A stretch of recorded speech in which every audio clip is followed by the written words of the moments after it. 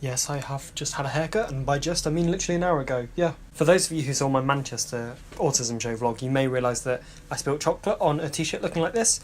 It isn't the same t-shirt. I bought a similar one from Primark, but short sleeve, because Today's a video which is, again, different. Yesterday was my first trip to the theatre. I went to go and see A Curious Incident of the Dog in the Night Time. I just call it Curious Incident, like most people. Now, what was special about this performance, it was adapted, so it was autism friendly. Because I was a bit anxious about going to the theatre, because I thought, dark, bangy, loud, As some of you may know, I'm going to see the specially adapted version of Aladdin in August in West End. But The Curious Incident was a play that I really wanted to see, because the main character is autistic. So, of course, I gotta go see it. Let's start with how I felt building up to the play. I was anxious as hell. You know, it was horrible for me. I was like, oh, I don't know what's happening. Got into the venue and soon realised that it was the venue that they filmed Britain's Got Talent auditions in. So I was like, oh, cool. Then immediately I did a me and was like, right, so where do they fit the judges? As there were rows of seats all the way up to the front, you see. The start time 7:30 soon approached. And it didn't start. There's one thing not to do at an autism-friendly performance, because those 5 minutes were the most anxious 5 minutes I had. I was fine up until then, so if it started on time, it would have been alright. Play started, and as soon as it started, wow, I was mesmerised.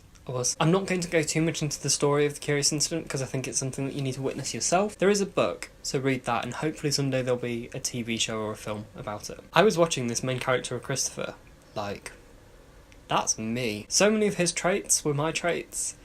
Admittedly, they came across a bit exaggerated in him, but obviously everyone on the spectrum is different, but I related a lot to Christopher. And it's very rare for me to find a fictional character that I relate to that's not the Doctor or Sherlock or someone. What was different was the house lights were on, the doors were open at the back, so there was clear escape route, and in terms of the special effects, they were toned down a bit. So the lights were less harsh, the sound was a bit lower.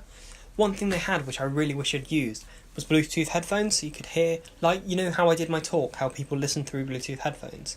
That would have been really cool, but I didn't get them. The only reason I say that is because not everyone is able to keep themselves quiet during performance, so there was a bit of noise disruption throughout the whole thing. It wasn't too much to disturb the performance, it's just, if you can block it out, why not? It got to the interval, and I turned to my friend Liam. I went with Liam, by the way. I don't know if I mentioned that. You know who Liam is.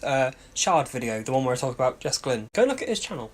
He's going to start posting again soon, and I'm saying this on camera, so you've got to do it now. And I was just like, mesmerised. Wow. One thing I wasn't comfortable with is they didn't specify how long the interval was going to be. I assumed 20 minutes, and I think it was about that. So that was all fine, and we got into the second act. Again, same feelings. Brilliant.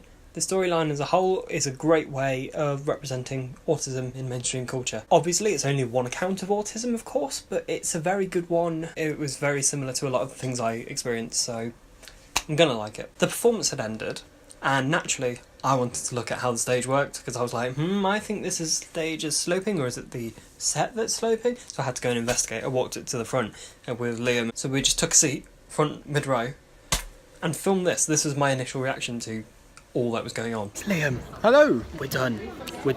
Yeah. There's some Q&A thing going on though. Yeah. The play was amazing. Amazing. Theatre, yeah. I've seen it for the second time. I kept telling you how amazing it was, because it is curious, isn't it? Now I said there that a Q&A was about to start. Wasn't expecting that to happen. That was really cool. There were 4 of the cast members, and the lead character Christopher was there, played by someone called Sam Newton. Liam was the first one to ask a question, so here's Liam asking a question. Silence played a big part in just kind of setting that atmosphere. So in terms of you being actors and actresses, how much silence do you think, or how do you know when silence is too much? And here's them answering the question. You have to listen to silence actually more carefully than you have to listen to sound. You just have to do it with a intensity. Someone else then asked a question, and I thought, my turn. That person had just taken the question I want to ask. Sam, are you autistic? If so, how do you get into the autistic mindset? He just viewed the character as the personality traits that the character had, which is kind of good in a way, because that's how people with autism need to be treated. You know, just look at me. The autism does help for a bit of an understanding, but yeah, I'm a firm believer in who you are, etc. So I had to adapt my question on the spot quickly. Throughout the play, whenever Christopher says his age, he says, I am 15 years old, 3 months and 3 days. Of course, when I was going to ask my question, bit of a show off, yes. I said, hi, I'm Connor, I'm 19 years old, 6 months and 12 days years old. I took it a bit further. I had to add on 17 hours and 15 minutes too. Gonna go that precise. So you've just said you're not autistic. I'm autistic myself. Is there anyone that you know that's autistic that you've perhaps, copied traits off, etc., to become more of the character? Yeah, I do know. I had a friend growing up who was on the autistic spectrum.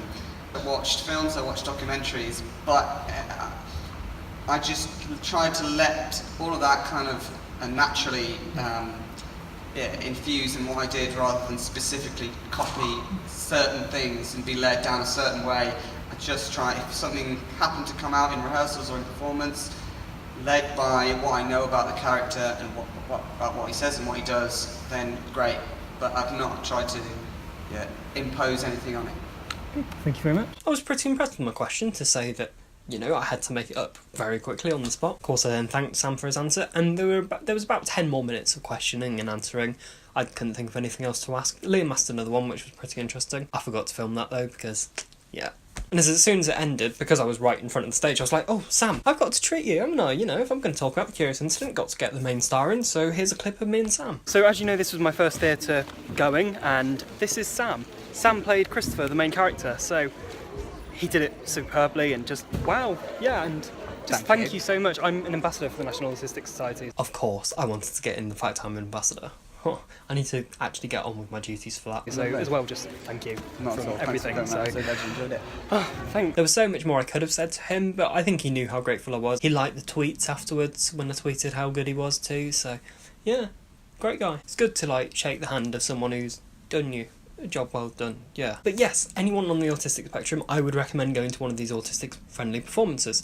My only two cons are the A, please start on time, and B, ideally it would be better if it was a matinee performance, just because there's less stress with getting home then, because obviously it's easier to get home in the middle of the day than it is at 10 o'clock at night, 11 o'clock at night even. Other than that, NAS, Curious Incident, Birmingham Hippodrome, you all provided an excellent experience, so thank you so much. As now, I'm not feeling anxious about Aladdin at all, which is great, because I get to fully enjoy that now without the nerves beforehand. I've misplaced my wand, how have I done this? Thank you very much for watching.